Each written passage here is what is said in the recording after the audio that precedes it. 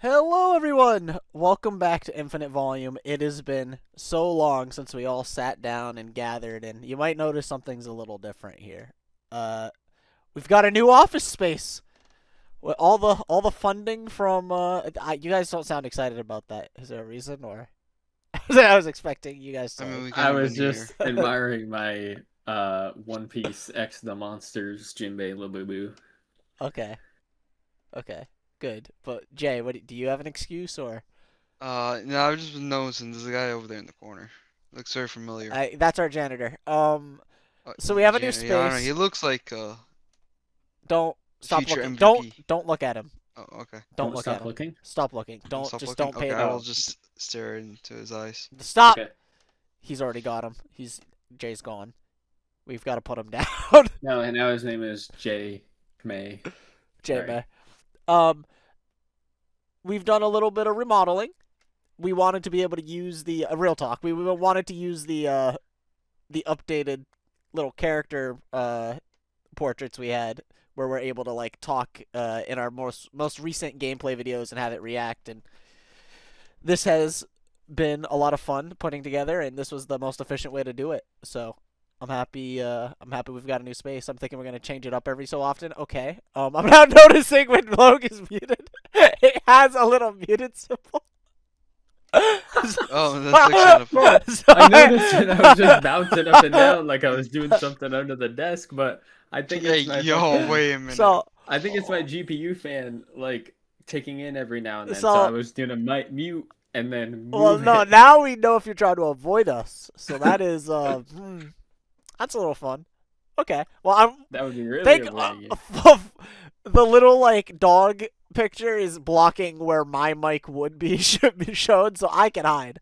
Where does Jay's mic Yeah, go Jay, if can you you mute? Yeah, What? okay, I'll mute in Discord. Where the fuck else would you Yeah, mute? he goes behind. It goes Oh, behind nice. Logan. So we're fine. My logo's fucked. Yeah. Bruh. Okay. Well. Well, hold on. Am I fine? Fuck. It does show. Let's slowly move the picture over. Yeah. Um. No. We're here. It has been a little bit since we've recorded a legitimate episode of Infinite Volume, like about a month and a half ish, I think, maybe a little bit more than that. Uh, but I am happy to be here. A lot has gone down. A lot of stuff has happened in One Piece, and that's what we're here to discuss today. Today is a part three, the first part three of a book club, now surpassing our last record of Mob Psycho. As we travel through the Grand Line and enter Water 7. Water 7 and Enies lobby today. Which is. Why'd you say that like a certain meme? You did that on purpose. No, I did. I swear I You, didn't do that on purpose. I swear. I don't I know. swear on Jinbei. I did Yeah. not do that on purpose. Okay. I. I promise. Water 7. You know I what's said. funny? I I was just just realized excited. I can have the little like jumping character thing happen for like any image. So when we finally get to Jinbei's reveal, I'm gonna replace your character with the Jinbei Labubu. Nice. Legitimately. Anyway, Well, anyways. I'm glad to know that's gonna happen. Yeah, that's a promise. That's a Nate guarantee. He Oh, will 100% forget about it. that's right. Last thing on the new office space here. Oh, I guess the pixel art in the back was done by Logue. Thanks Logue for the amazing Thank pixel art you. of us back there. Logue, Nate Zoro, as Nate, Luffy. yeah, Jay Sanj. Pretty cool. Pretty cool. Um, Last thing I wanted to mention, another thing I wanted to get rid of was the little nameplate things. It was kind of rough from the beginning, but it did. I didn't think it looked good, but I also wanted a way for people to tell like who was who. But now that we have this method of showing who's talking, I feel like it's a bit easier, and I feel like we've had enough episodes Yeah. out at this point. People can probably parse stuff together. Yeah, indeed. Uh, Oh my god. okay, so actual infinite volume talk.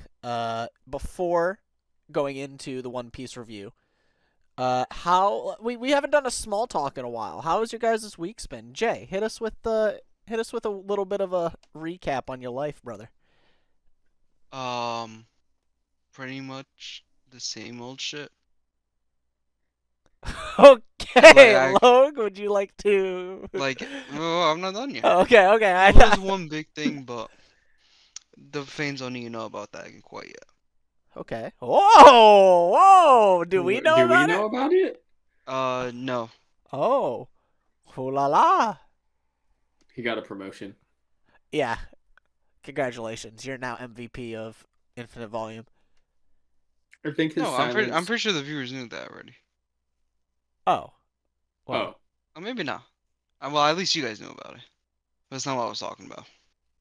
I see. We'll talk about it after. oh, after like at the end of this episode, or after we Once we're stop done, recording. after we stop recording. Okay. Okay.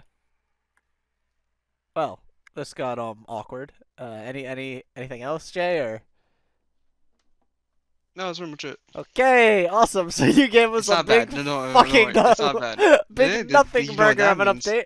The viewers just gotta keep popping in. True, they gotta stay Jay, tuned. you're right. We got to do that more often. Here's what's gonna happen. We're gonna turn off the recording, and he's gonna be like, "So I hit like $300 on a parlay," and I'm gonna just actually boot him from the Discord. Actually, no. He's Biggest like, one I won actually, was I like lost 100. $48. Actually, I lost $300. You were close. No, the biggest one I hit was 100. Hey, what's your biggest loss? Now you can't claim that on your taxes. 20? True. I mean, now you have to claim 25. that on your taxes. Okay. No, it's only 600. Oh, okay. Or if you win, I think it's if you win 600 at once, and then if you win a total of, I think it's 400 within the state. I think that's how that works. I'm not 100% sure. Well, I don't know either, so. Yeah, I have Yeah. no idea. All right. Well, Jay, thank you for that riveting update. Logue, do you have anything more? I know there's definitely something we can talk about. But Yeah, I was gonna bring that up after saying, guys, stick around. Next episode, I got some crazy news. Okay. Actually, you know what? I'm just gonna say it now. I love I don't. everyone that watches these videos. You're all amazing. There we go. That's all I wanted to say. But in other words, Well, thank you. no problem. I watch our videos back. Do you love me? Yes. But I would have loved you even if you didn't watch the videos. Okay, well, that's a little weird. How is that weird? We've known each other for like 11 years. I feel You like guys it's are gotta be probably more more than It's, that. yeah, I was gonna say it has to It's be been more like than 11 13. years. I think it's been 13 or 14. Okay, we can't think about this right now. What else would you Yeah, like to bring up? Well, there's been a new card game that released only in Japan right now, but Nate and I have gotten so addicted to it that we've already ordered 2 booster boxes and both of the starter decks and other paraphernalia related to the card game. So I'm sure if I tell you it's a card game based on a manga, then or manga slash anime series, then I'm sure you can guess if I'm the one talking about it. I'm sure you can guess what series that is. But Jay, would you like to take a crack? would you like to take a guess? Even though I'm pretty sure you already know. It is Haikyuu. Yeah, it is. It's Haikyuu. Haikyuu. Oh, sorry. Was I supposed to just like say something out of pocket? Yeah, you were You supposed could to have, say yeah. it's, I'm sorry. It's actually sorry guys. I lied. It's not Haikyuu. It's actually Rent a Girlfriend. Like Guardian. Yep. That is crazy. Exactly. With the High School DxD crossover. Oh, okay. All right, you don't have to tag Rent that a High on. You School chose to. Girlfriend, BXD. Anyway, it's a very fun game, and it is not played. I'm pretty sure there was a card game that was released for Haikyuu back in like 2016 or 2017 called the Union Card Arena or something like that. But what? I'm not lying. No, you're good. You're good. For a second, I thought I just straight up wasn't recording our screen. But I remembered Bruh. that we tested it and it worked. So I'm glad I did it. That was like an ADHD moment for me. I totally like blanked on making sure the visuals were working. Well, Anyways, I'm sure Nate will might throw up a picture of the key art or maybe the playmat. But the way you play the card game is, I was when Nate sent me the YouTube video, the link to the YouTube video. Initially, I was hesitant because I was like, "Oh, it's just gonna be Haikyuu," but one of those other weird Japanese card games where it's like this card has 100 health and 20 power, but this one has 4 power. So therefore 20 power wins. You get 1 point. But it's actually, you play volleyball like a volleyball match through the cards that you put down. So you start in the serve phase, and each card has serve points, block points, receive points, toss points, and attack points. Um, and for each one of the areas, the serve area, the receive, the toss, and the attack, you have to either match or go above the offensive points to actually successfully receive the ball. And then your offensive points are determined by your toss character's toss points plus your attack character's attack points. And then there's like card effects and event cards and all that stuff. But it's very, very, very, very, very, very, very fun. it Extremely is. cool. I am a big card game guy. I play Magic the Gathering every week with a group of friends, and I was big into the One Piece TCG, if you could believe it, um, for the first 10 sets. And I would say Haikyuu's, at least in terms of rulings, we only have one set right now. From my understanding, it's not even. It's like there was a previous game of it, and they just re-released it, kind of how like Dragon Ball did like a soft reboot of their card Yeah, game recently. Uh, with the Dragon Ball Super card game, yeah, and now they yeah, have the the new the one, different ones. Fusion Yeah, Worlds or whatever. But this one, this Haikyuu one, there's only one set out, but so far it's a lot of fun. Um, it is every game feels unique. The rules are catered towards the actual rules of volleyball. So like, excuse me, for example, you can't have two of the same character touch the ball at the same time, or one after the other rather. So like the same person who receives the ball can't set the ball, kind of deal, which is really cool. Uh, you can't block a serve. yeah, I You can't have to block a receive a serve. serve. It, just a lot of attention to detail. The game's a lot of fun. If anyone has a little bit of spare change and a friend who might be interested in giving the game a try, I highly recommend it. It has been a ton of fun. Me and Logan have hung out a couple times playing it, and we've played And we played it over over Discord. Discord, yeah, through That was webcam. awesome. We used so obviously the cards are in Japanese, but we used Google Lens to translate for us, and we also use we use Opera GX and a mod to Like kind an of, extension. yeah, like a translation extension to help us read the cards off of the official website. So we have a great time.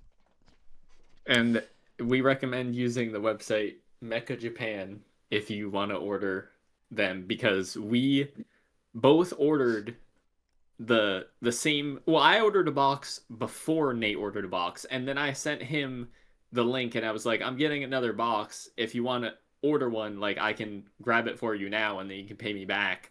And I found another website that was literally half the price. So at first I was kind of sketched out, but I searched it up, and everyone, like Reddit, Trustpilot, every website was like, these guys are legit. So I told Nate that, and he said to order his box from that website. And then I did, and it was much cheaper than what I got. Granted, I did get card sleeves with it, the Hinata card sleeves, but still, the box itself was half price of the one that I paid for, and his got here within a week. I ordered mine a day before his, like November 2nd, 2025, and I am still waiting for them. It is the 21st when we're recording this. So, yeah, order from Mecha Japan, and you may pay $22 for shipping, but it will get here fast. So, Yeah. Truly, Not sponsored, by the way. I would No, love not to be. I sponsored. not sponsored, I'm Please not but gonna sponsor. throw if they Please shade. I'm reached not sponsor. out, gonna throw shade at the other website either. But just know that I will not order from that website again, I will unless be it's ordering like, from the website I got my stuff from for like other yeah, stuff Mecha too. Japan is Like awesome. They have One very Piece cool. boxes, and I don't know if they have English products, but it's still cool, even if you just want to collect like Yeah, the cards a or certain set of cards. even Yeah, you can get like figures and stuff off there too. I have to imagine. yeah. Yeah. They have So. figures, they have plushies, Oh, they hold up. have just everything that's sold in Japan. They sell on that website pretty much. So. Mm-mm. Well, outside of Haikyuu, um, for me, not a whole lot has changed. I have been working. I got a little lazy, I'll admit, on keeping up with videos on the channel, but I've gotten back into a groove here, and I am getting better at editing, as you can see with the new office, and with our some of our most recent uploads. Uh, Outside of that, we moved DU's publishing cycle, so we're trying to hit a chapter a month now. Uh, or like a chapter every 5 to 6, anywhere from 4 to 6 weeks is our goal. Um, Compared to our previous release schedule, where it was kind of just like it's done when it's done, which usually resulted in like 2 to 3 month intervals between chapters. And hopefully that pans out. I've been having a great fucking time working on storyboarding and interacting more with the art team there. So it's been a great time all around. Nice. Busy, very very busy. I will never sleep, but I'm having fun. So at least I'll die with a smile on my face, I guess. Anyways, it's time. Last we left off, I gave a promise. I said when we started our next review, we would get Jay's take on a certain finale of a certain fight. Jay, what was your thoughts on Afro Luffy? Not gonna lie. Up until before over what this episode's about, probably one of my favorite fights so far. Just because of how goofy he looked. While doing it, yeah. You watched that I through like the anime, right? You I didn't watched read that that? through the anime, Yeah. yeah. I also experienced that whole fight through the anime as well, so that oh man. Look, you can also chime in too here, obviously. But now that we have the whole long ring, long land experience, because we kind of had to cut short last time on it. He's also seen Aokiji. Or is that his name, or am I thinking of No, well, Aokiji's the yeah, ice guy? Yeah, yeah, Kuzan. the ice guy.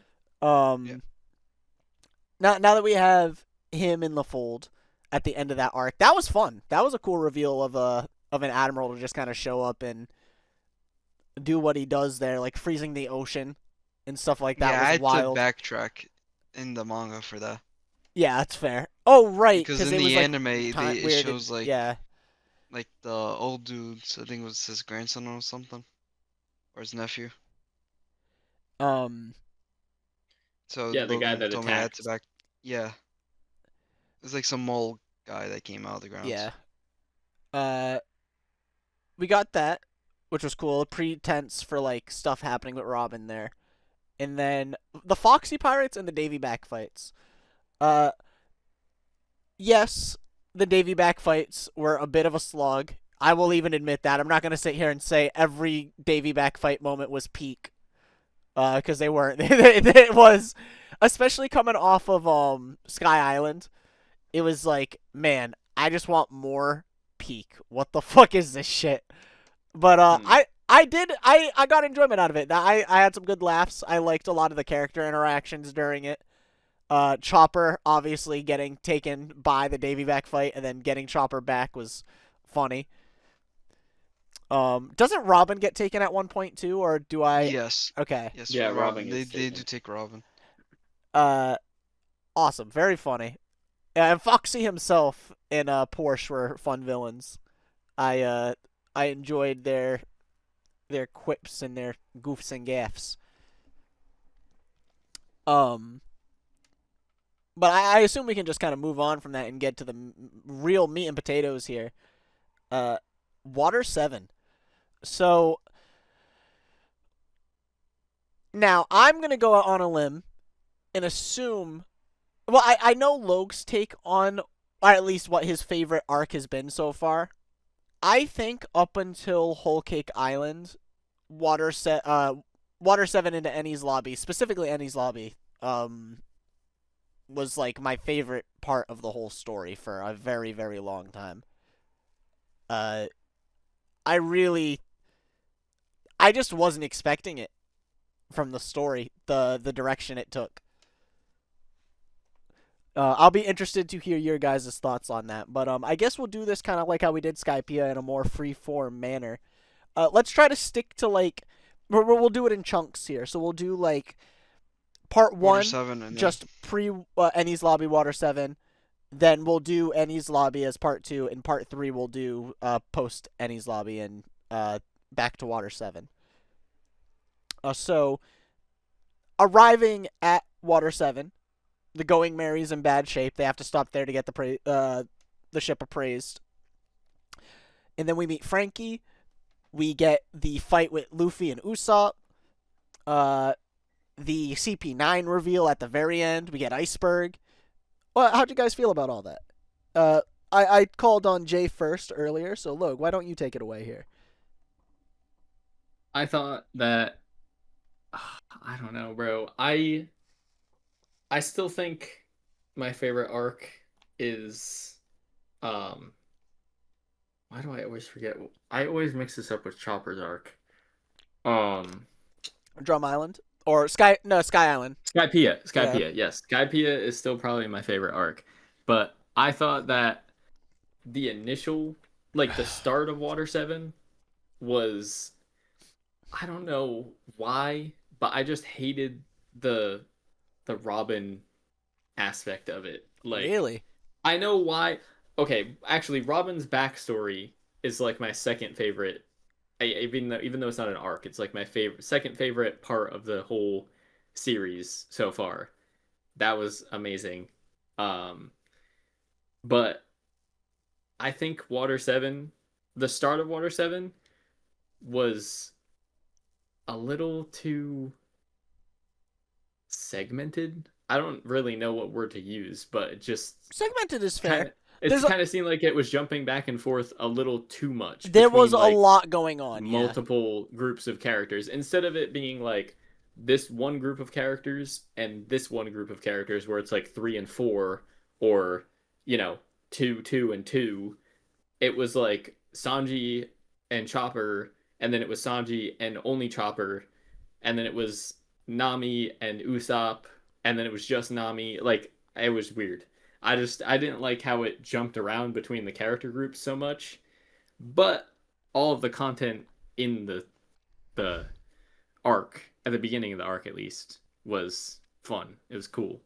So Hell yeah. Jay, what were some highlights for you? for me from that first part of War 7 had to be that Usopp and Luffy fight. Yeah, that one hits different, man. I completely forgot I that was part was, of Water 7. to be honest, I was not expecting it to happen. I thought it was gonna just be like just like an argument, kind of like how like Sanji and Zoro is, Mhm. like their dynamic is. They just get into an argument, but then they just kind of get over it.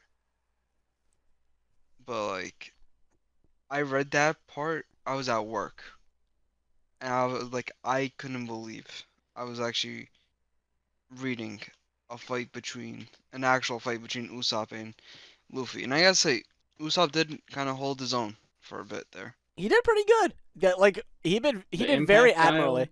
Oh my was god. such a cool part. Fucking genius to incorporate the impact dial, right? Hmm. Oh my god, it works so well for Usopp's character too, because out of everyone on the ship, he would use tools from Skypiea like that. Like And maybe he was him the one or that went Nami, back to but get them. yeah. So I just mean like character wise too. Like he's so resourceful when it comes to like knickknacks and stuff like that. So it makes sense that he would be the one to utilize the impactiles the best out of the whole crew. Um, that that scene in particular is one of my favorites. I think in the manga. Um, if I had to make like a top 10 list, I don't know where it would rank on there, but definitely up there. It's in that list for sure. That I want to say the whole fight, but like the impactile scene especially sells it for me. And then obviously Luffy just fucking beaming him immediately after that. But Frankie. We get Frankie. Frankie definitely grows on you, I think, throughout this entire like saga here. But yeah, how'd you guys feel about initial Frankie? I thought he was cool. I kind of liked him right from the start. Well, not right from the start. I should say. I thought it was odd that they weren't showing him yet. And obviously I knew that he was a part of the Straw Hats from, just Mm-hmm. knowing about One Piece, but he didn't seem like the kind of character that would join from his initial reveal of being like the leader of the scrap pirates or whatever, or Like the young the junkyard guys. junkyard. Yeah. Yeah. I didn't think he was gonna actually reveal himself. I thought he was gonna stay hidden until the very end, but I'm glad he got revealed in more I ways than think one. for me, the True. way that his character is written, he definitely seems like an ass like at the beginning. Oh, for sure. Yeah, he's a piece of shit. But one thing I noticed, I don't know if it's just I'm misremembering, but he definitely seems like skinnier in the So manga, and then he, from what I've seen of clips of him in the anime.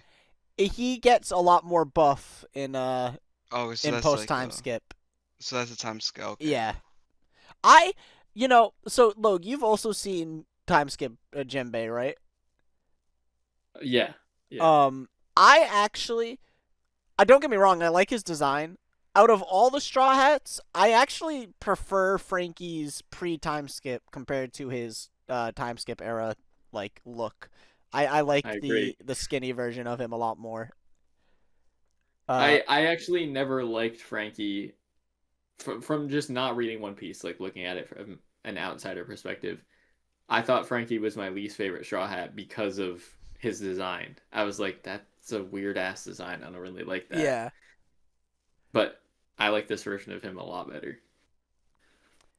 Um okay. We're hitting some good points. How'd you guys feel about Galley Law? Pre CP9 reveal. They were cool. Pretty neat group of I fellows. kind of liked them. I Yeah. liked them better after the CP9 reveal, but Yeah. they were pretty chill.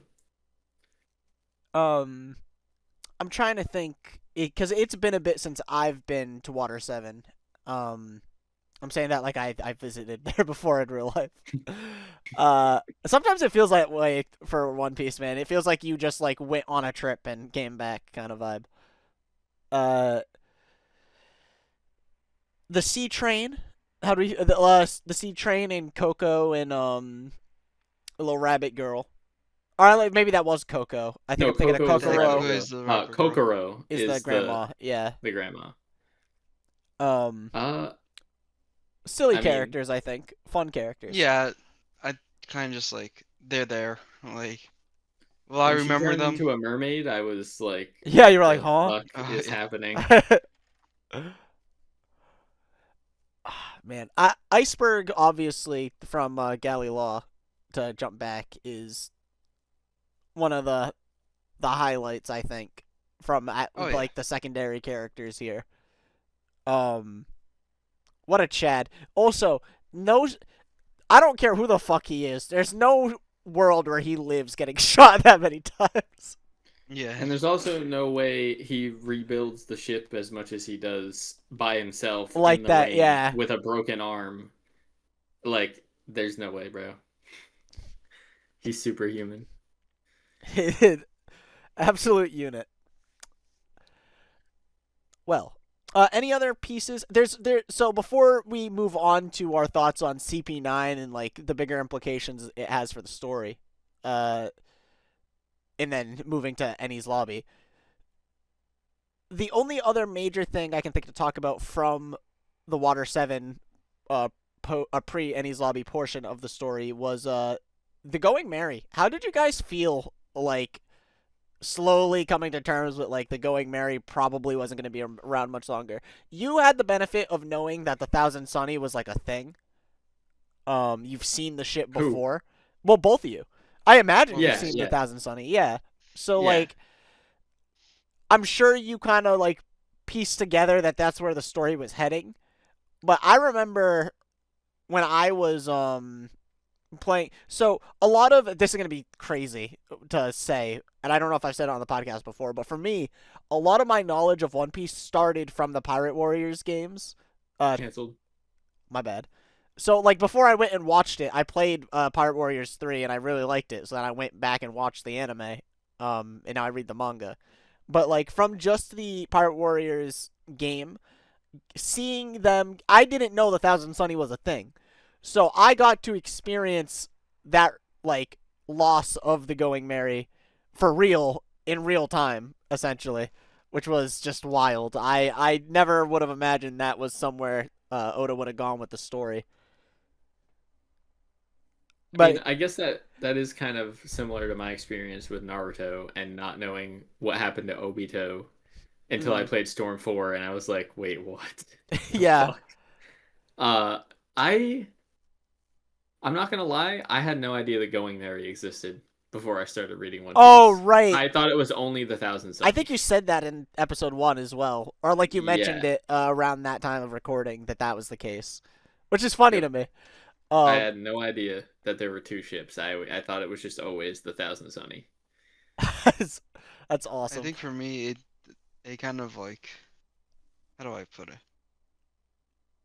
It kind of hit hard. You know what I mean? It it hits crazy hard. Like when they lose, when Usopp and Frankie lose the ship to who breaks it? Is it Bluno or Lucci? I I think think it's it's Lucci. Blueno. Oh, you think Bluno Oh, does it? sec. Okay. I know it's one of the two. They're at the they like go to get Frankie, right? And like take the sea Yeah. train or Well, whatever. all of them get Frankie, Yeah, but Yeah. the they go other to grab two like Frankie hold them for the down or something. blueprints. Yeah. Um that was crazy. I thought that was the end too. I was like, "What? It's just gone?" And then That would have Iceberg been shows wild. up, and he's Legend. like, "One more ride." Oh, the more ride. Uh, I guess a good transition into just talking about CP9 now. So I know from talking with Logue that he didn't realize that all of those people were like undercover, going through the story for the first time.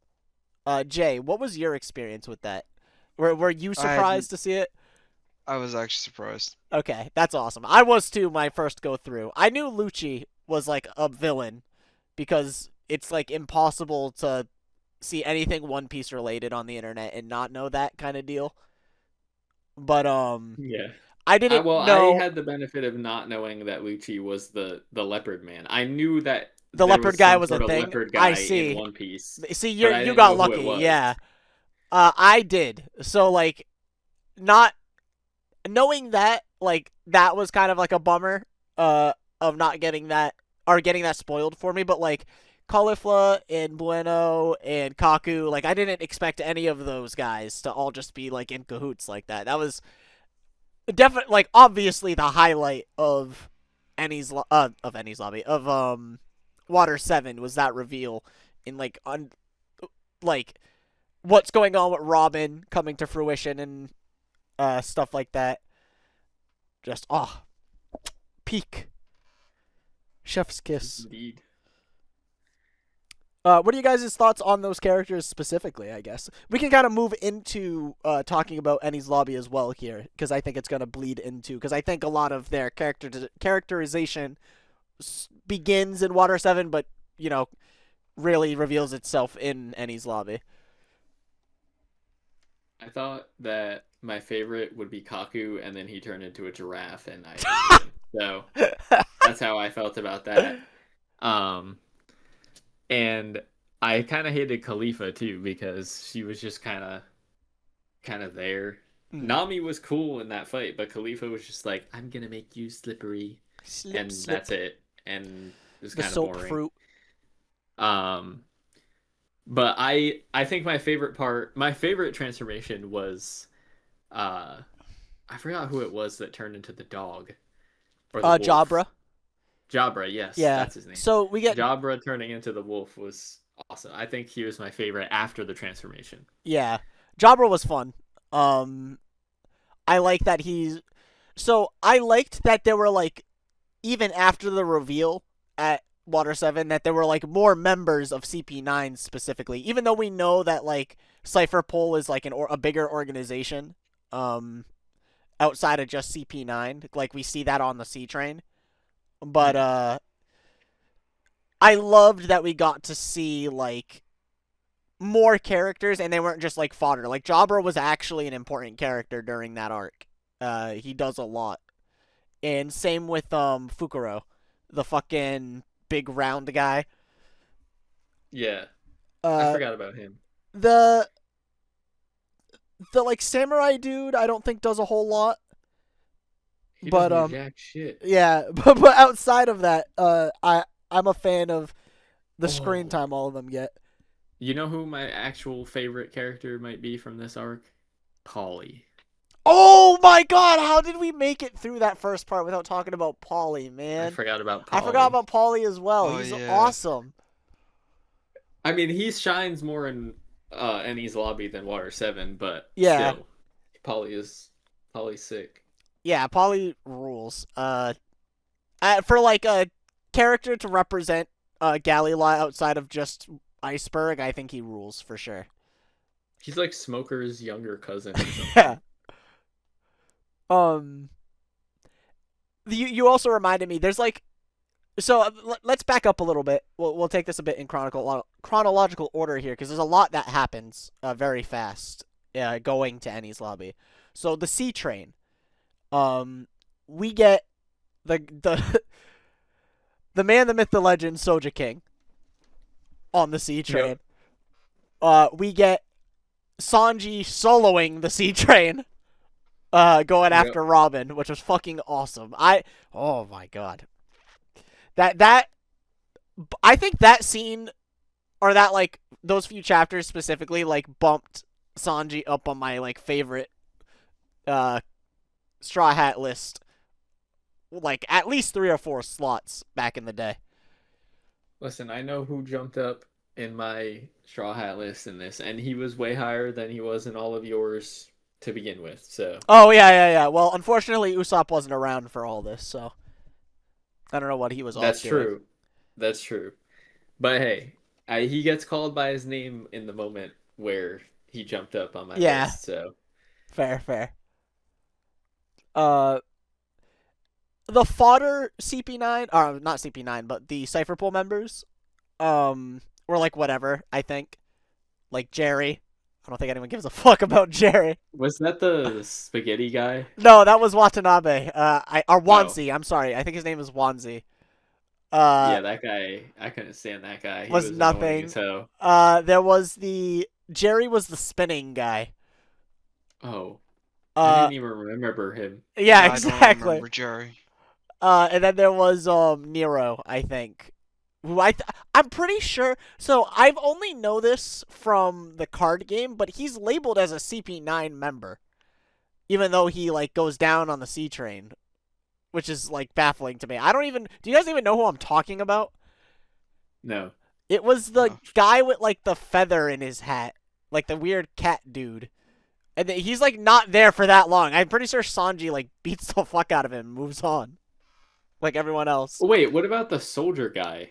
Oh, T-Bone. Yeah, Yeah, T-Bone. T-Bone's the Captain G. T-Bone. Yeah, he's the one I remembered the most, Yeah, that or enough to remember a soldier guy. I I I don't forgot remember his T-Bone name. was at the C train.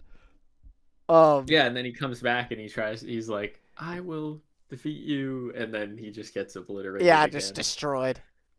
Shout out T-Bone. He is one of my favorite Marines. Funny guy, that guy. I'm guessing he's gonna come back and be the one that reveals the One Piece because Oda Yeah, won't let of a character course. go. So Yeah. it's okay though. What can you do? We stand T-Bone. Uh, well, then we get the raid on Enies lobby, right? Like kind of. So the way I remember this being laid out, they do a lot of like world building with Robin, while Robin and Frankie are together, and then like as like CP9 talks to them and like tries to get information out of them, and then we keep cutting back and forth between Luffy and the crew barreling their way through Enies lobby, like towards the building itself, right? Like there's a lot that goes down there. There's like the two giants or whatever that work for Yeah. the government.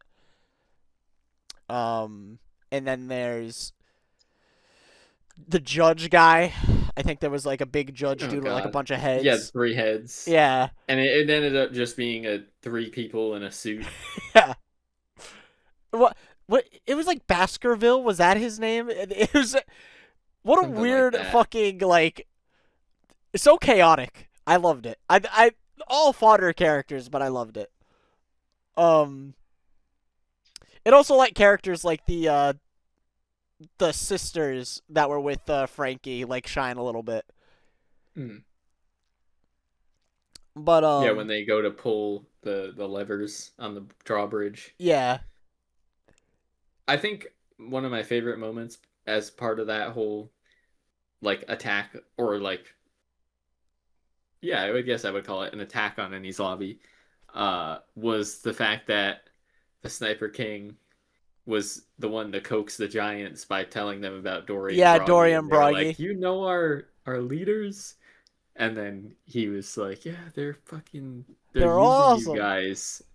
No, no, I'm talking about the government. Oh He yeah, the said the government. Yeah, government's using you guys, and they're like, "Oh well, we don't like being used." well, that's kind of mad. What? I know one of them's named Kashi. What was the other one's name? Do you guys remember? Hmm. I think Kashi's the smaller one. Well, I could be wrong. I don't. It's been a minute. I think it starts with a J. Jambalaya and Kashi. Yeah, that's probably what it is. Um. Anyway, not important. I was just trying to. I was thinking that to I'm myself. mixing them up with the seahorses, I think. What the fuck were the seahorses? The sea monsters. Oh yeah, yeah. The one that got their eye poked out. Let me see. Jay, do you have any thoughts on Sea Train into the start of Eddie's lobby here that maybe Not we missed? specifically on that. My thing was more. I remember. I don't know why I remember this so well. Sanji was already at Enies lobby when Frankie and Usopp get taken there. Yeah, Like I don't remember how. Like I don't know if you can. Like how the fuck does he just end up at Enies lobby before everybody else? he ran after them on the Sea Train. That's kind of like the whole like so wasn't the premise like Kokoro had to use an older Sea Train for them or something like that to like catch Yeah, up with she the had to other use Sea Bullet Train? Man. Yeah. Um, Um so half of the crew was split up. Like Sanji was like on a solo rescue mission for a while. I yeah, not Sanji was on the solo actual sea because train. Soja King was there, but and obviously Soja King was hard carrying. Um, but it was like realistically, Sanji was the only one trying to hold down the fort and actually like get things done for a little bit before the rest of the crew could catch up. So he got there first, along with Soja King. Uh, just as a callback, Sodom and Gamora are the seahorses, Mm-hmm. and Oimo was the other giant's name. Oimo, thank Oimo and you. Kashi. Yes, yes. Okay, appreciated. No Uh, problem. I'm trying to think. I don't think anything else of note happens prior to the scene. Uh, so there's two the scenes actually. So there's obviously Luffy's power up, which I don't remember if it happens before or after the other scene, which is the standoff. It happens before because he uses it against Blueno when he's Bueno, on the yeah, rooftop. that's what I figured. So I guess we can talk about that. How'd you guys like Gear second? Jay, you can go. I liked it. I don't. Yeah, I I don't like like. it. Where I mean, does Luffy's gear system listen. place on like you haven't seen all of it obviously, but No, like I in haven't terms seen of all, like but like anime it's not like power ups. I've seen Gear 5. Like I've seen those Yeah. already. All right, Because wait. it was Does he even have a Gear 3? So yeah, actually yeah, so you guys have seen it already. It's when he does like the big balloon thing with his fist. That's Gear 3. yeah. Oh. And then Gear 4 is when he like stays ballooned up. Yes. Okay. That Gotcha. is Bounce Man is Gear All right. 4. I was like, where does Gear 3 come in? Is it like a Super Saiyan 3 thing where they just never talk about it again after it No, happens? I it was very this whole thing is very quick, so I don't blame you for missing it. But at the end of the Bueno fight, before he falls, Luffy's like, and I've got this too, and he goes to bite his thumb to like gear up, and Bueno falls. And we don't see him use Gear Third until the fight with Lucci. Yeah, where he like blows the side of the freaking Yeah. tower off. Yeah, I Um remember. Okay.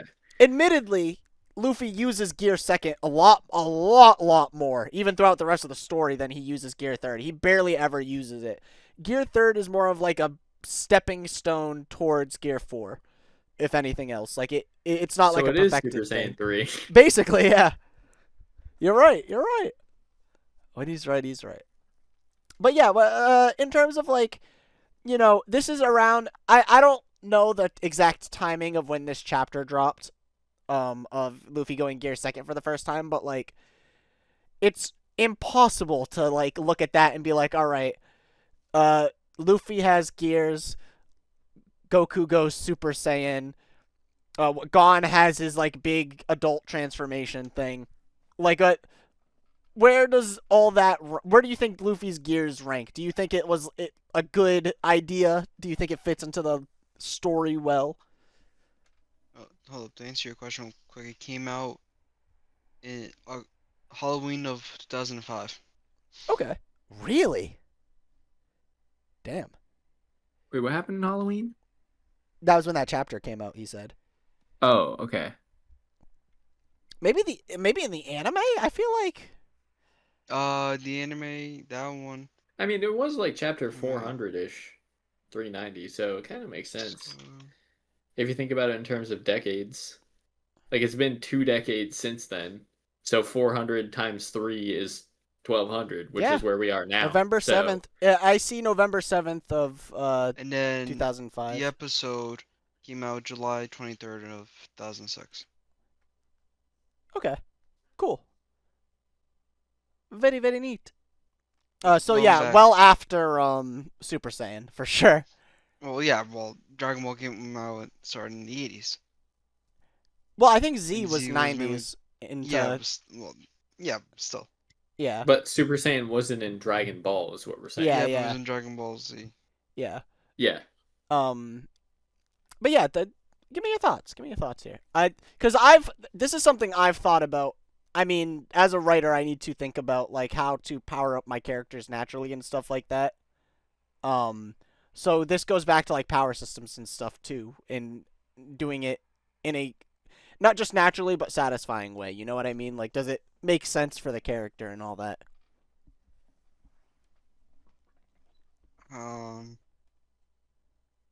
Like if I were to rank like power systems from stuff I've watched, I mean, I think Super Saiyan's got to be 1. Even in terms of like the scene itself too, like how does it compare to like Goku going Super Saiyan for Oh. the first time and stuff like that?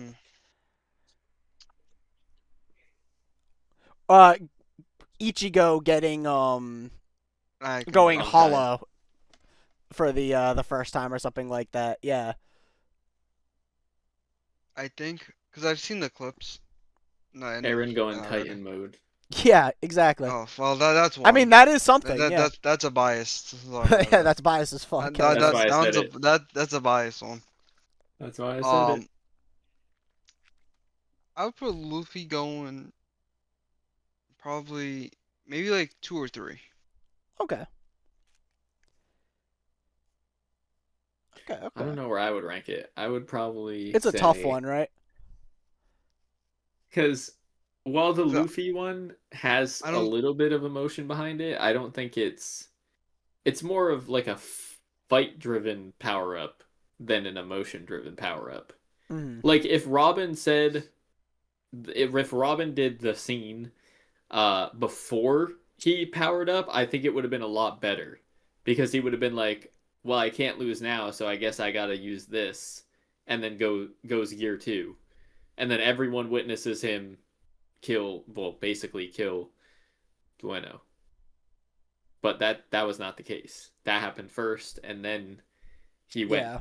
and then they came to the balcony. So I don't know. I'd say it's probably like a 5 or 6. Okay. I don't know what I would put above it, but probably a decent amount. I think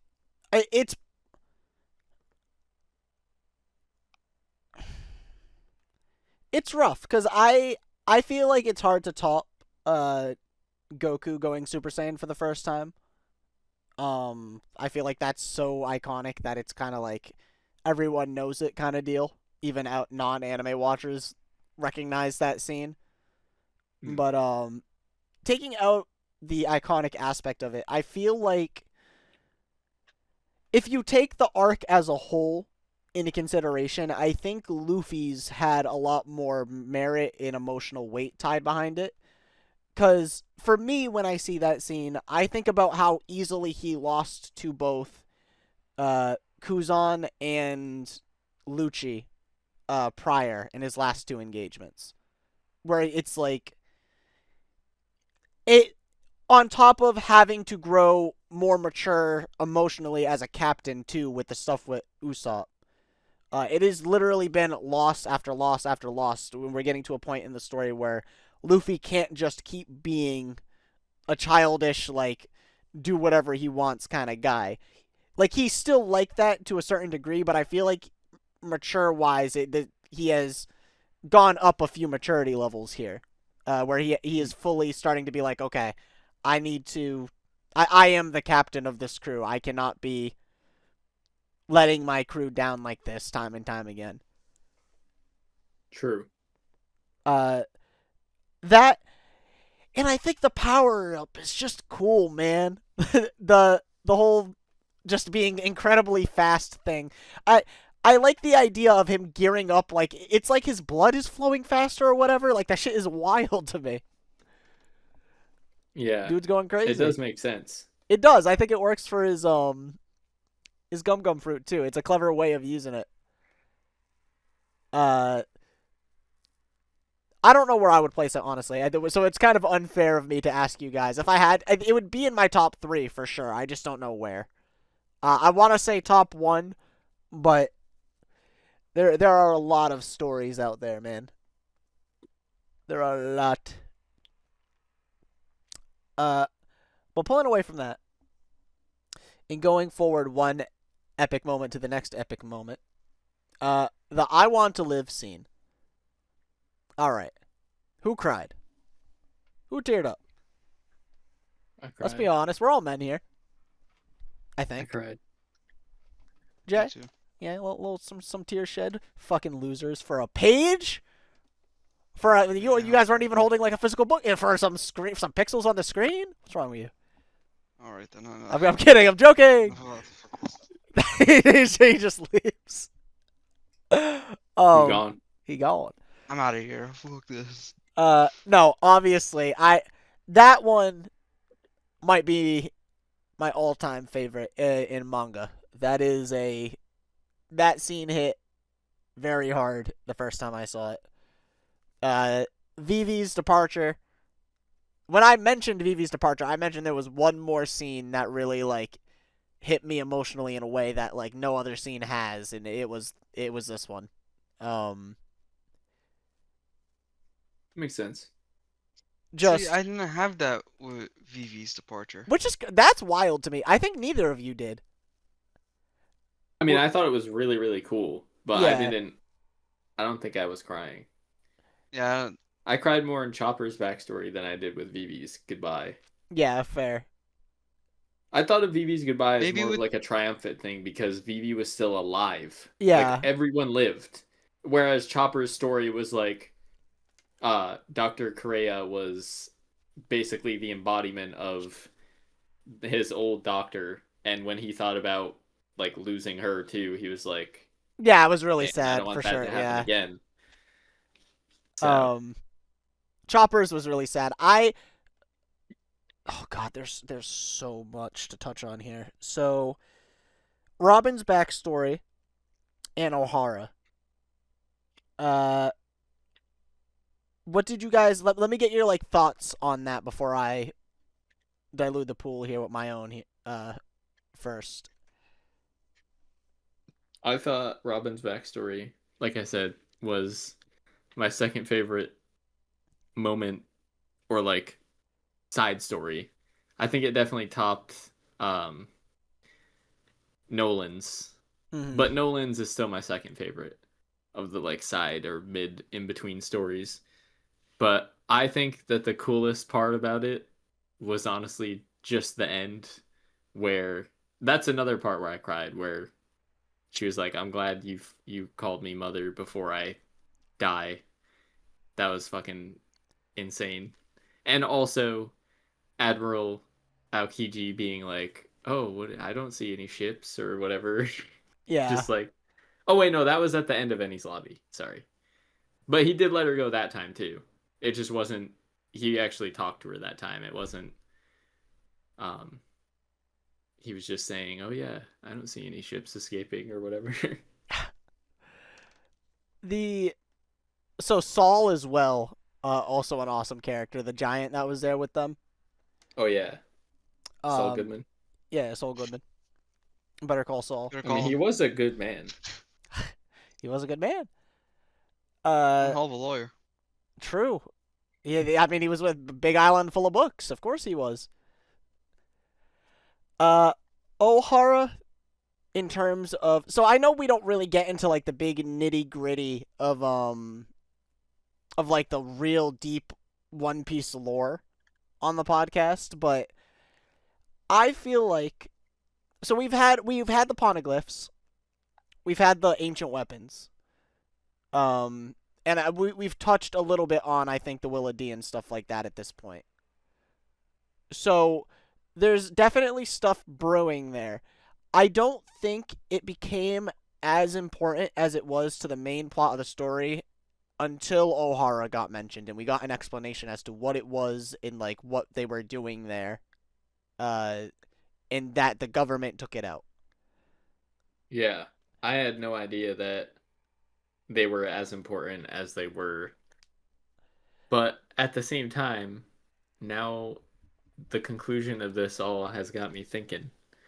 Because if Oh. Frankie destroyed the blueprints, but the weapon that he was trying to build is basically like the ship itself wasn't actually the ship. I feel like it was the person who built it, like the people manning it, like that Mhm. prophetic thing. And that's basically what the Thousand Sunny is. Like Luffy and his the Straw Hats are the weapon that will destroy the thing that gets awakened by the poneglyphs. I You know you what I'm know, saying? yeah, that's a very good point you bring up. It actually made me think of a panel in more recent One Piece chapters, but I won't say that until we get Oh, there. I guessed it right. I Um guessed it right. not that you guessed it right, just like it's possible that's what it was alluding to all the way back then. But just interesting stuff. The world government, like, it's such an interesting entity in One Piece because it's like there's obviously good folks there. Like we've seen Smoker and Tashigi, we've seen Kuzan, but there's also, and we've seen some other people we'll talk about post I was Enies just lobby. about to say, I Yeah. almost spoiled it. Um. Not that it would be a Yeah, spoiler I for know, right? anyone, but But there's also been like awful people there, so it's like now you really, especially with the introduction of Buster Calls, you really got to start thinking like, what is this? Is this evil necessary, or is it like I don't know. I don't know. I don't know I where I'm don't. even taking this. I think it's basically an embodiment of the world government in real life because it's just ran by a bunch of old heads that only care about money and politics, Mm-hmm. and the people that are actually doing stuff in the world are the pirates, which are like they're doing good stuff, but it's viewed as bad because And there's bad it actors doesn't out make there people too. money and shit. Uh, don't get Well, me yeah, wrong. I know Yeah, that, but I mean, look I'm at just saying, Foxy, like, absolute demon, yeah, exactly. He's not. He's totally a gang leader in real life, easily. but in the suburbs, like Yeah, like not maybe in the hood. like in the UK and Yeah, like well, yeah, he's like mm, he has a shank with him. You know, that's his punching machine. yeah. Um, yeah, And then if the Yakuza showed up to him, he'd like piss his pants or cry maybe. But outside of that, he gets his tea and crumpets and shit, and then he's fine. exactly. But I think One Piece as a series is just a big old middle finger to the government. No, I'm kidding. But It's definitely a commentary. It's impossible to like look yeah, at it any other Yeah. way. Um, but I guess I appreciate Oda for like having both sides on both ends of the spectrum here. Like it's not all black and white. Every group has their good and bad actors. hmm. Um, I'm I'm interested to see how you guys take other stuff that goes down, especially heading towards the end of pre-time skip era in the climax there. I'm talking about, you know, Impel Down, Marineford. I'll be interested Oh to yeah, see how I you already know what guys. happens there. Yeah, I'll be interested to see how you guys handle. Like even if you know the big moments that happen during that, like I'll be interested to see how you handle like the smaller character interactions because that it's a shorter arc than I imagined when you guys told me the chapter count, but like it is so dense, full of stuff there. Um, Hmm. I'm excited, but not to get ahead of ourselves. Let's finish up Enies lobby. Everyone gets like a major power up here, which is pretty cool. If you guys could, I've been wanting to ask this for a while, but I've been holding it off for the podcast. If the both of you could give me like your favorite power up from the whole crew out of Enies lobby, what would it be? Jay, take this one away. Oof.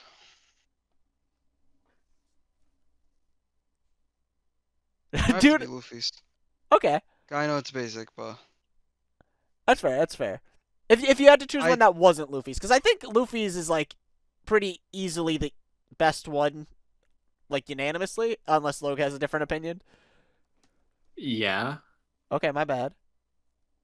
So you think bruh? I mean, He's gonna say listen, I liked when Nami made multiple Namis. no, because she did that against fucking Afro Woman in the other one Mm, in Alabasta. So that's not it. But nice, good guess. Good okay, guess. long story short, Logan is not a basic bitch. he's not a basic bitch. But if you had to choose one that wasn't Luffy, what would you go for? Who had the best glow up during Enies lobby? Mm, either Sanji or Zoro. Okay, respectable choices. Respectable choices indeed. Well, there's one man you're not talking about, Well, Usopp and wasn't he's my around. favorite. No, he was at the end. Oh, he did show up. You're right. When that's the part where that I was talking about when I was Oh, like, so hold up. He's just pulling a Goku then. Just showing up at the end. Yeah, as you do. yeah, As Goku used to do. I'm just He just saying showed up at the end. that I did not expect out of all the characters I expected to show up. First of all, I didn't expect anyone to show up because I knew Impel Down was soon. But I forgot that Nate said Thriller Bark was after Enies Lobby, so I honestly thought that they were gonna take her through the gates of justice. Hmm. And when fucking the explosion happened, I was like, "Yo, Frankie stood back up," and then it panned over and it was Usopp, or he was like, "I see him. He's on the top of the Tower of Yeah. Law," and I was like, "What? Usopp? That's fucking awesome. That That's sick." yeah, that scene and then him encouraging Luffy to get back up one more time. Yeah, So we talked about this outside the podcast, but like the parallel of that and then Afro Luffy and it like Coach Usopp prior to that in the Foxy fight was so fucking good. that and also the fact that I think that scene probably meant more than the "I want to live" scene, in my opinion, because like at for the story, Yeah. because Luffy and Usopp were literally just like Luffy just wrote him off even though he didn't want to, but he needed a reason to accept him again. And Luffy was the first one to accept him again after he did that, because then even after that, Zoro was like, "Well, he's got to apologize if we want to take him back." You know what I Yeah. mean? And then he's like, "I'm sorry." So, but if that when that happened, Luffy was like, "Okay, yeah, Usopp's part of the crew now." Like So again. good. Yeah. So, man, Um Usopp's my goat, bro. my personal favorite glow up from Enies Lobby was Chopper. The big Bruh. Chopper was so The funny. freaking raid boss Chopper. Yeah. I I don't got much to say on it other than I thought the design was fun, and I thought like the chaos he ensued after that was like a lot of fun to follow throughout that arc. Yeah. I didn't honestly, I'm not gonna lie. I didn't think Zoro did jack shit during Enies Lobby for a good reason, because he got a lot of spotlight in um Water 7 and was no Skypiea. Skypiea was yeah, Skypiea was before that. Yeah. Yeah. And Skypiea. But Sanji's, and me and Nate also talked about this off the podcast, but Sanji's power up was like complete bullshit. Oh Like yeah, it's that was absolute just made up. nonsense. Like, oh, I'm gonna spin so fast that my leg catches fire. Like, bruh, how can you even spin that fast? I don't even. He picked it up off of Jerry, obviously. Yeah, exactly. Um, But I no, was like, what the fuck? That makes no sense. I'm here for it. It's definitely. Oh, so I don't know if it's honestly like it's possibly a retcon by Oda later, but he does give a reason for why he's able to do it. It's just like it's one of those like he doesn't outright say that's the reason, but once it gets revealed, you're like, oh, well, I guess that explains that kind of thing. Hmm. At least to my knowledge, maybe in an SBS or something, Otis talked about it, but uh, yeah, just silliness. Silliness all around for Sanji. Uh, oh god, I almost just spoiled something outright about stuff that happens post Denny's lobby here. I should zip my mouth on He's that. like, Blackbeard I dies. no, I was gonna say something Sanji related, but They find the One Piece. they find the One Piece. We Yep. all know Sanji marries Luffy. Now, relax. I That's liked. one thing I So know Zoro about. doesn't get a major power up, but he does get the Ashura stuff here. The For 2 panels. Okay, listen, man. He beat up that giraffe, and that's all that matters. True. All my homies hate Kaku. That I All my do homies that. love Conk. Okay. Ooh, sorry. I do. I did enjoy Kaku's like no. Like he's so distraught about the fruit he got that he has to pretend like it's actually amazing. He's like he can't accept that it's fucking hot ass. He's like, in this giraffe form is called the Giraffe Nine Hells. Yeah. You will I you will am rue the day. giraffes are cool, okay? They're Yeah. fucking awesome. You It's won't tell me definitely- otherwise. I also didn't think that Kaku. I thought he was just gonna be like stone faced the entire time, because that's how he started acting after he was revealed as a CP9 agent, and then all of a sudden he's like, "Listen, man, I'm just trying to use what I got, all right?" Yeah, yeah, it's so funny. I so that's the thing with the CP9 crew. I appreciate that they weren't just like so if I had to compare them to I feel like the most apt comparison in the story so far would be Baroque Works. I Yeah, feel like a lot of the Baroque Works upper guys outside of like Bon Clay were kind of devoid of personality in my opinion. Like Mr. 1 was very stoic. Gloriosa was like, oh, she was cool, but she didn't do a whole lot. Mr. 3 also had a bit of a personality, but like they I they all they felt didn't like the same person. they not even that they felt like the same person. They didn't mingle all that well. Like there was no chemistry between them because that's just kind of how the way Baroque Works had to operate. But with CP9, even though they were all like top tier secret agents, it felt like they were their own pirate crew. They all like interacted with each other and like you could tell where they bonded and shit. Like you could tell that Lucci and Kaku were homies. Like Yeah, even if it wasn't outright They said. were they were on that mission for how many years was it?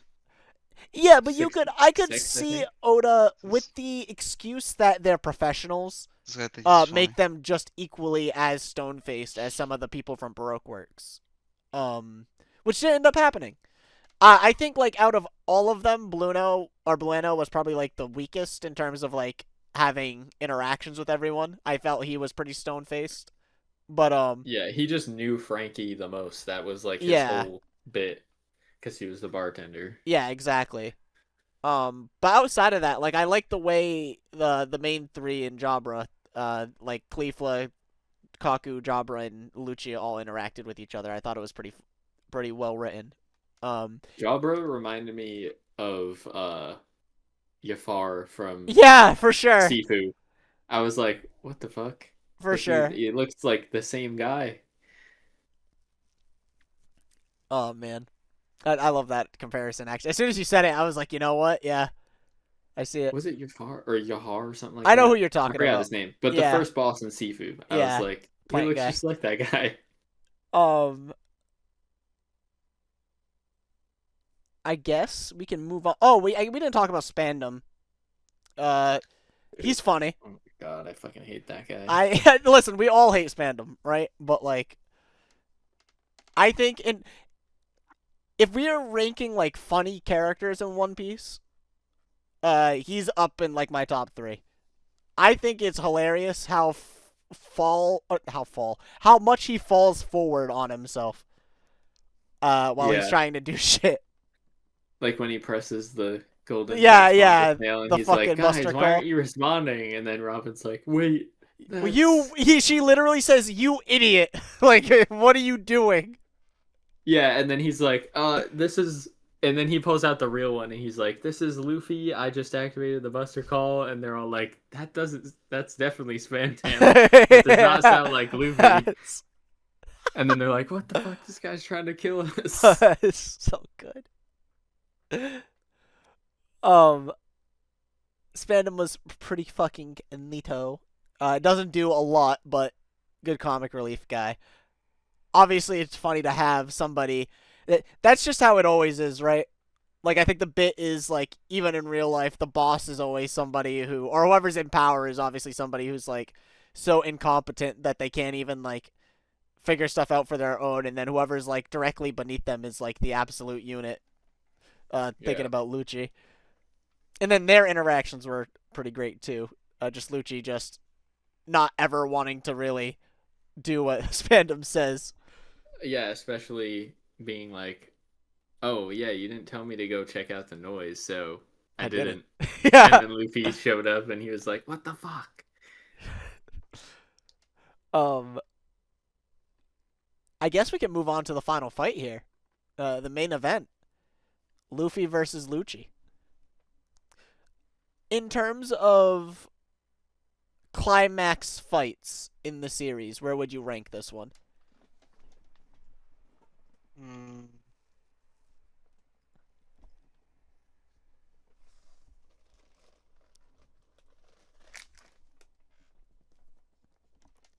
I don't think it's. I think whatchamacallit. From Sky P, I think that one's better. Mm. I know. So in terms of like the whole fight with NL and like Yeah, across the entirety of Skype and not just that final moment. yeah. Yeah. I mean, you could say that Luffy was fighting Lucci the whole time too, Yeah, and it just was a chasing long after Robin because it it was a happened long in Yeah. fight. multiple rooms and stuff. So Yeah. yeah, I agree. I don't think it's number one. I think, but I don't think Enel is number one for me. I feel like Mine is I don't know. I So I think don't Crocodile. think I don't think Crocodile. it's better Yeah, than Yeah. the NL. Oh I yeah, think I think Crocodile. Crocodile is probably my favorite. I completely Second, forgot about that. I think That might even should be. though he's kind of like a dud of an enemy, I think Walpole, just like the fact that Luffy was on top of the Wait, castle and he who was was a like dud? this Who's a dud of an enemy? Walpole, Oh, just Okay, I thought you Metal said Man. something prior to that. My bad. No, no. I said I think my number one is Crocodile, but I think also as much as Okay, okay. I see the where you're going. fight with Luffy and Walpole was not the greatest. I think the whole moment Was where Luffy awesome. was Yeah. standing on the castle and he was like, "This flag won't burn because it has, the Yeah. memories and everything about the stigma of being a pirate and all that stuff." And then it lived because he was up there. That was pretty sick. I think that's my second favorite. And then third is uh Enel, and then fourth is Lucci, and then fifth is um probably Don Krieg. Actually, no, Foxy, and then sixth is Don Krieg. Well, I think the fight with Kuro and the fight with Arlong were pretty good. Oh, I forgot about Arlong too. Yeah, Yeah. Arlong is Yeah. like third, and then um We'll have to do Kuro a is tier fifth. list. We'll have to do a few tier lists, a few One Piece tier lists. We could do like a video of going through tier lists for it. I think would be fun. Yeah, Um, that'd be cool. but yeah, so the Lucci fight is I would say it's a solid second for Gear 2. Um, it's not my favorite fight in the series, but it's iconic enough to like I can remember beat for beat what happens essentially. That I do think it was well choreographed. Hmm. The Croc is definitely number one for me. I like Yeah, Crocodile is my Yeah. favorite. all like even just accounting for the final encounter with Croc, it felt so momentous because we had taken so long to get there, and the payoff was really well done. But the if you account for like all the instances he ran into Croc and like that whole Alabasta bit, like oh man, I was just about to say, I think the reason Crocodile is my favorite is because he actually felt like a competent villain, yeah, unlike everyone else. Well, besides Enel. Enel was pretty competent, but he was just like cocky, whereas Crocodile was, more reasonably like yeah, he way deserved to more be well cocky. prepared. Enel was Yeah, just like a god, so I can do anything. But Crocodile was like, I run the city, so I know exactly what's gonna happen, and I know how I'm gonna make it happen. And then I'm just thinking about the scene in the desert where Luffy like grabs his hook hand and then he's like, I got it now. Water is the way to yeah, defeat you. And then he remembers that and then he uses it in the next fight. very Yeah. well done. Crocodile is definitely the best. Uh, But when you think about it like that too, like the Lucci fight is definitely way more of a slugfest, but when you apply it to the logic I was bringing earlier to the power up of Gear Second, I feel like literally conquering through a wall to beat him. I think that symbolism wise, I think it stands very strong in One Piece. hmm, Uh, even if Lucci was like a lukewarm character himself, especially with the Dark Justice stuff and all that, like he wasn't really. He left a lot to be desired for sure. He really just has his coolness factor going, but yeah. um, so we're towards the back end now. Did I miss? So before we get to like the final grand reveal of Enies Lobby, was there anything I missed going forward that you guys want to touch on? I don't think so. Nope. Nope. Okay. Uh, the Going Mary's return, man. Holy shit. The the reveal. So prior, stepping way back, even before Enies Lobby, when Usopp is talking to Frankie and he brings up, is it the Klabottermon? Is that what it's called? The like fairy, that showed up at Skypiea, that was like fixing the ship. Yeah, yeah, yeah, yeah. Um, and like you slowly start to piece together like that's the spirit of the ship itself, and then to have the Going Mary by itself appear at Enies Lobby to rescue the crew. Oh my god. Like, it's something that if you really thought about it and theorized, and this is what I love about Oda, you can sit here and you can theorize with all the breadcrumbs, and you could truly get to the conclusion that he's heading to, if you put enough thought into it. Sometimes you can't, obviously, but, like, sometimes you can, and it's those ones that are so rewarding. Like, I never saw it coming, but now that I've seen it happen, you could totally get to the conclusion, like, we never got the conclusion to the spirit thing with the Going Mary. We need to wrap that up. And what a perfect way to do it. I mean, I thought it was kind of bullshit, but that's just my He opinion. thought it was bullshit. Bro has no heart. That's such a cop out. It- Well, I understand, but it's like the spirit of the ship, really, bro. Like, you couldn't have made Then it be like. explain. Then how would you have written it then? I would have written it as an actual character that was helping them in Skypiea, and then coming Frankie back or would be something? like, "Oh, my my ancestor, not my ancestor, but like one of my relatives, whoever it may be, like a brother or something, or or maybe his father or whatever, went on a journey when he was younger and abandoned him, and that's how Tom picked him up, and then he was like." You know what? I think I saw a book in my father's study one time about a place called Skypiea, and then he was like, he was a pretty damn good shipwright too. And then it was like you figure out that Frankie's father lives in Skypiea, and he was the one that fixed the ship. Or I don't know. something. I feel like it could have been an actual person instead of just like a random cop out of Hey, like this listen, is it's a a dark Deus Ex silhouette on a Machina ship. for sure.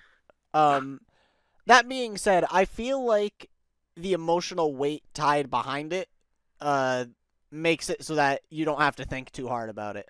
But that is definitely a preference thing. Like, I totally get where, like, logically, everything you just said checks out to me. And in any other story, I would be on your side on this. I just feel like we have such a connection to the Going Mary, and there were enough pieces set up that this could reasonably happen. Not reasonably, but, like, predictably, this could have been a thing that Oda did. Yeah, I Um, mean, it probably doesn't help that I didn't know the Going Merry existed, so I didn't really yeah. like. I thought of the only ship the Straw Hats had was the Thousand Sunny. So when I finally saw the Thousand Sunny, I was like, "Oh hell yeah, that's actually way cooler than I thought it was going to be because it has all these cool rooms and stuff." And then the Going Merry was just the first ship they had. Like there was nothing super special about it to me. Hmm. I knew it was special to Usopp, but that's like the only emotional weight it carried for me. It didn't really, I actually, do anything more. I see. I'm the other way around. I saw the Going Mary first, so for the like majority of my time with One Piece, the Going Mary is the Straw Hat ship. Not that I don't like the Thousand Sunny, it's just I have so much more of a personal connection to the Going Mary because it was like the first ship that I saw. Similar to you Hmm. with the Thousand Sunny. Yeah, Um, so now I'm curious, how did the Viking burial scene go for you guys? With the Thousand Sunny, with the Thousand Sunny, Jesus Christ, I hope that day never comes. With the Going Mary, cause that was another scene I really like. I don't know, remember if I cried, but I definitely got teary eyed. Like I was like, God damn, why they gotta put the ship down that like was that? actually cool. I Yeah, mean, I thought that was awesome, but you know, again, didn't really tug yeah. at my heartstrings. How'd you feel, I Jay? teared up. Yeah, that's fair. I I loved that all of the like even Zoro was kind of like, man, like everyone kind of like felt it at that moment. I really appreciated that. Well, I mean, I'm not going to spoil anything for Jay, but Mary's soul lives on in a different form. The fuck are you talking about? Oh.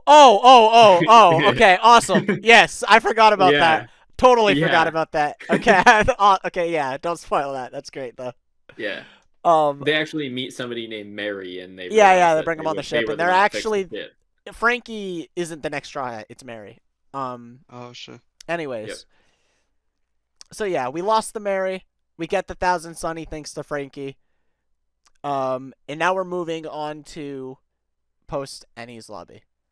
Now, I Yep. know Logue popped off at these reveals, so I'm not gonna ask him right away, Jay. This is why I wanted you to read up to this point so that we could like discuss this. How did you feel about meeting Luffy's family?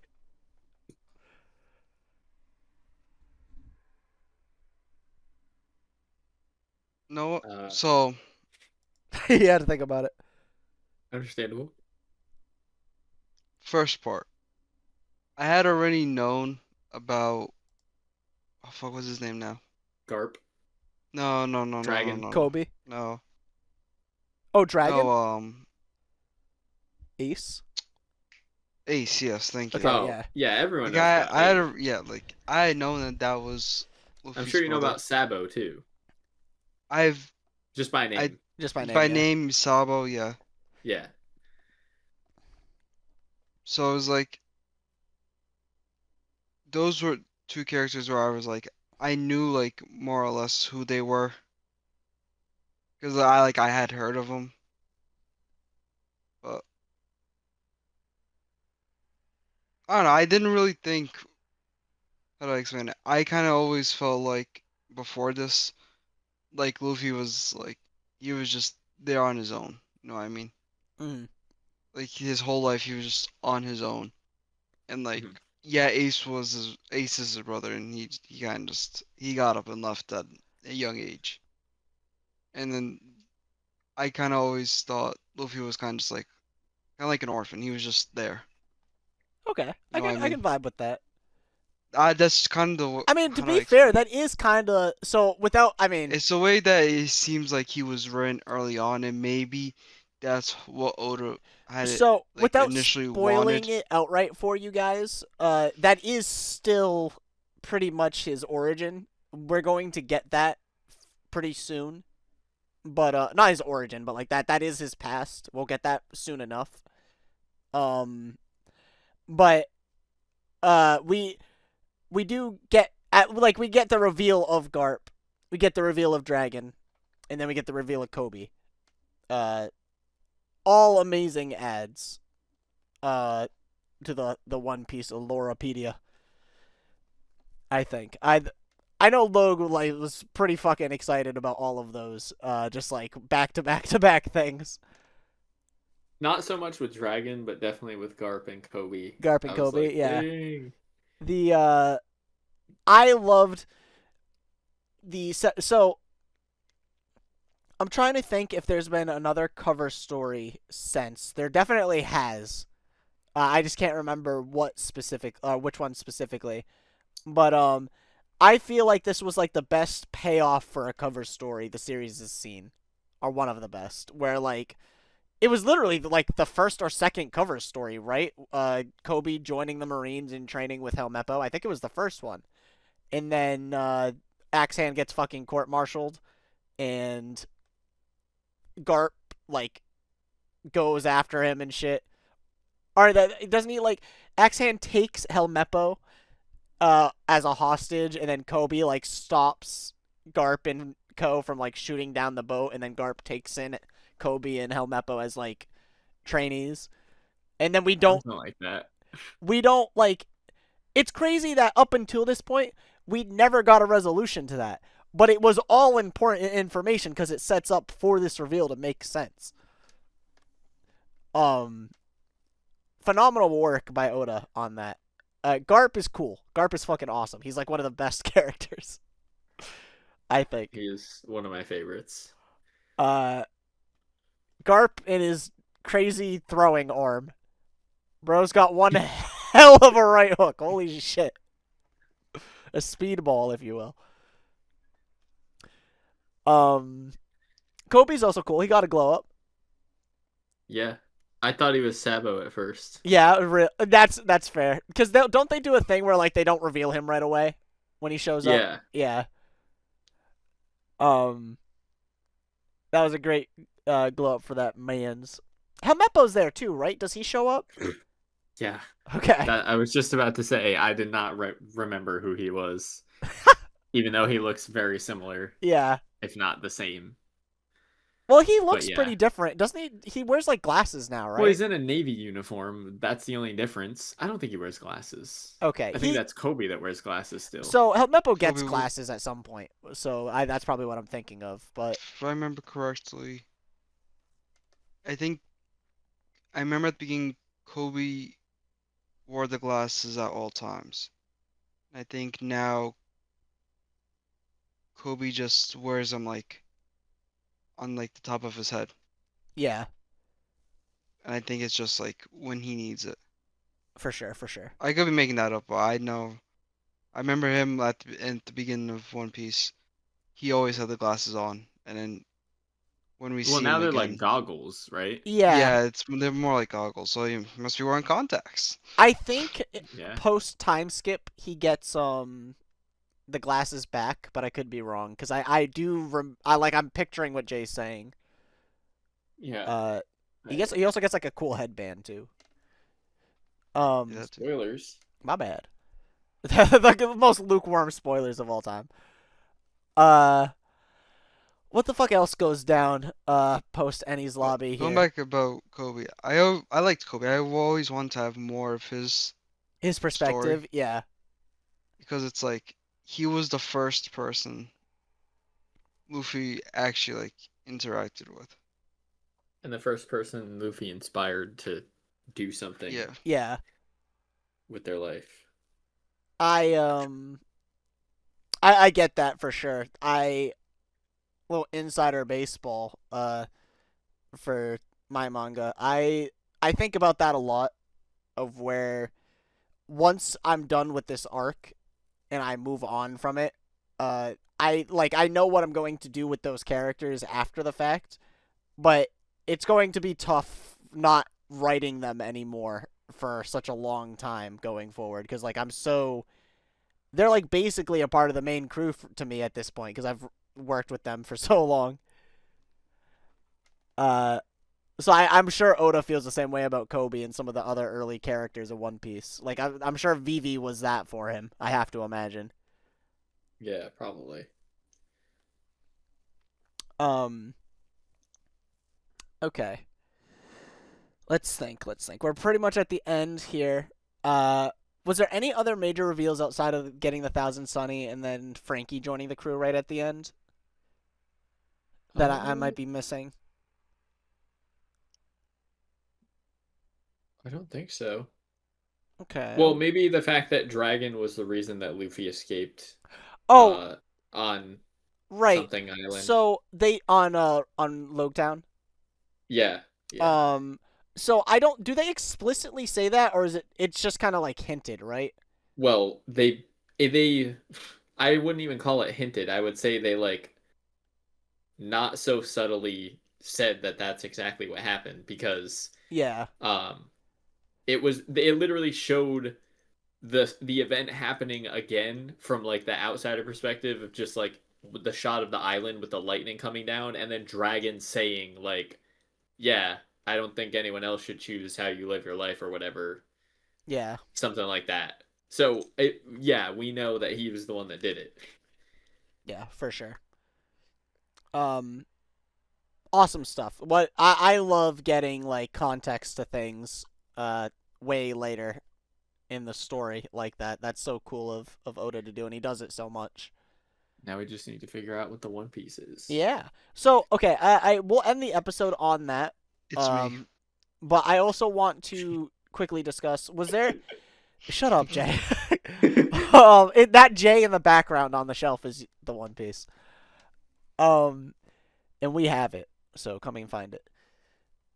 Uh, Coming to find it. come and Go. find it. Coming to find it. You ain't going any higher. Did we? Am I missing anything lore wise? Did we cut away at any point? So I think directly after post Enies lobby, I don't think Jay would have gotten to this point, but do we get the Blackbeard stuff, Logue? Yeah. Yeah, we Okay. do. Um, Well, I mean, I don't want to spoil it. in yeah, case I'm Jay assuming hasn't read Jay, it. you haven't seen that yet, right? No. Okay. Was there anything like that that happened, that we might have skipped over while discussing the major beats? I can't really remember. I don't think so. No, I think we got everything. Okay. Well then, if you guys have any final closing remarks on Enies lobby and Water 7 before we depart, now would be the time. If you have any, if you want to give it a final rating, go for it.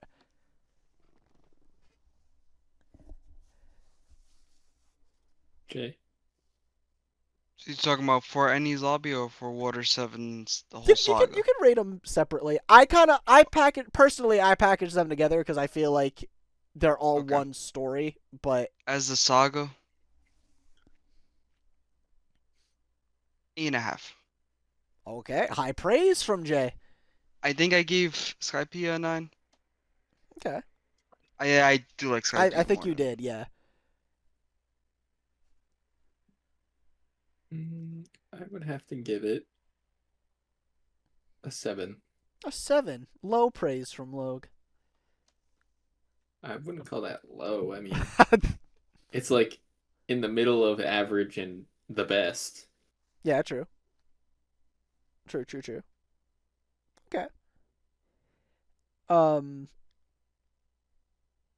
Well then, if there's no other thoughts, then let's do one final thought experiment. We are, the song from One Piece. Um, we, we are, I would say, approaching the final saga of pre time skip One Piece. So we have Thriller Bark, which Logue is at right now, which is a rather short arc, and then we get into like the final saga of Amazon, Sabaody, Amazon Lily, Impel Down, and Marineford, which is all pretty much like Sabaody's kind of its own thing. A lot happens there, but it's also a pretty short arc, and it sets up the stage. I mean, the Blackbeard stuff sets up the stage for all of this, but the Sabaody stuff really sets the stage for the following 3 stops of the journey. So, where are you guys feeling on One Piece in general now? I'm assuming you guys want to keep going. I wouldn't want to put the brakes on this party anytime soon. I'm having a ton of fun discussing it. But I don't know where you guys are at, if you want to take a break or whatever. What do you think, Jay? I kind of feel like we should go until the time skip. Stop at time skip for now? Okay. Yeah, because that kind of seems like the most logical point to stop at, or to take a break. I agree. I say, unless Logue has something else to offer, I think we get to the time skip, and then we pick up another manga for the book club, and then after that we return to the time skip and go from there, and then get caught up fully on One Piece. Yeah, that sounds good. Yeah. Awesome. So that looks like the roadmap for now.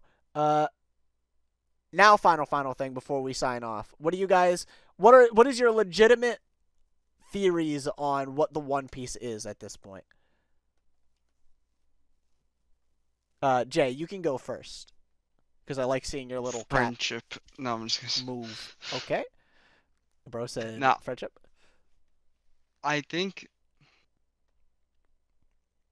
maybe it's just Goldie Roger. Oh no, because they kill him. It's just They Goldie Roger. It's his It's just corpse. his go. corpse. um, so, we know in terms of They location, kill. we know where the One Piece is. It's on Laugh-Tale. And we know that because Crocus tells us that. Heading into the Grand Line.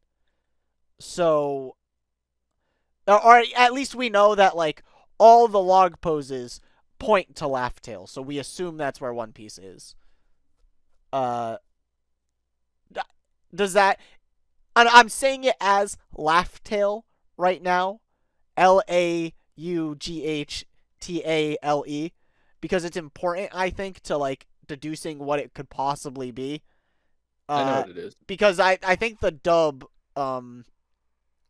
calls it Raftel with like an R for some reason. Well, they also do that with Zolo, Yeah, which and becomes Rogue Zoro. Town and stuff like that. So, but Which I think anyways, Rogue Town is a better name than Log Town or Log Town, Loge yeah, Town. Logtown. But that's fair. anyway, I think the One Piece is, I don't know, it could be two things. Okay, I'm here I for it. think I think it's either the Straw Hat or Luffy. Okay, Because Gold D. Roger, it technically, I mean, we can only assume King of he's the a Pirates, relative of former. Luffy. Gold D. Roger, King of the Pirates, former.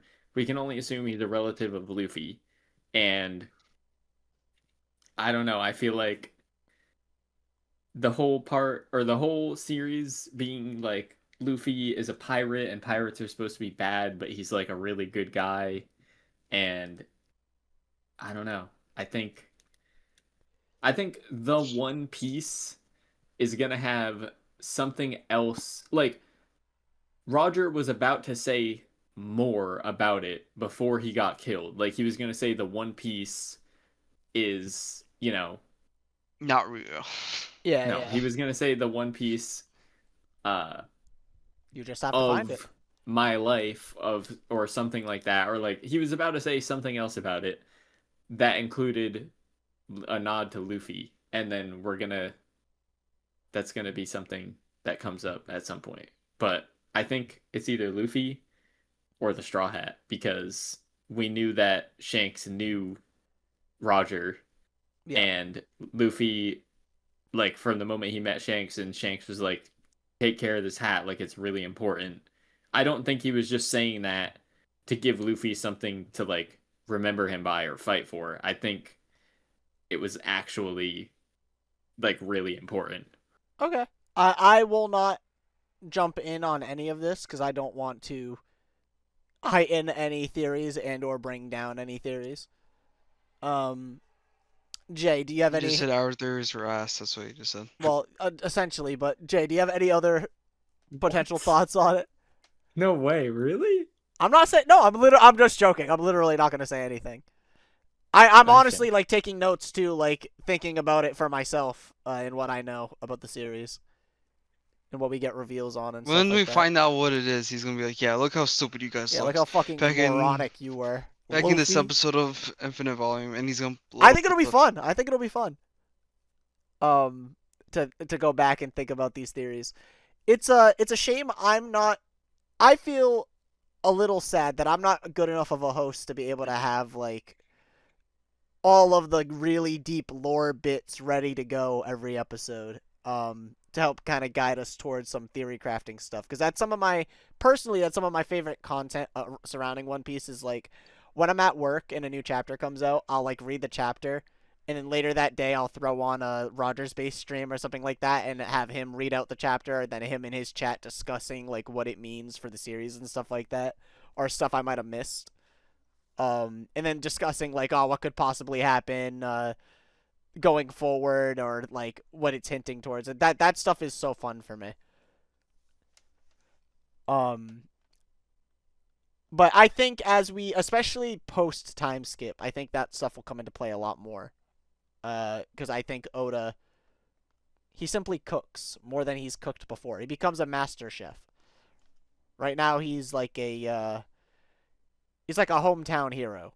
you go to a diner, a local He diner, can and somehow cook, it's like a but fucking. he ain't no Sanji. Yeah. All right, Yeah. and with that, Have a good. everyone have a good. Thanks, Jay.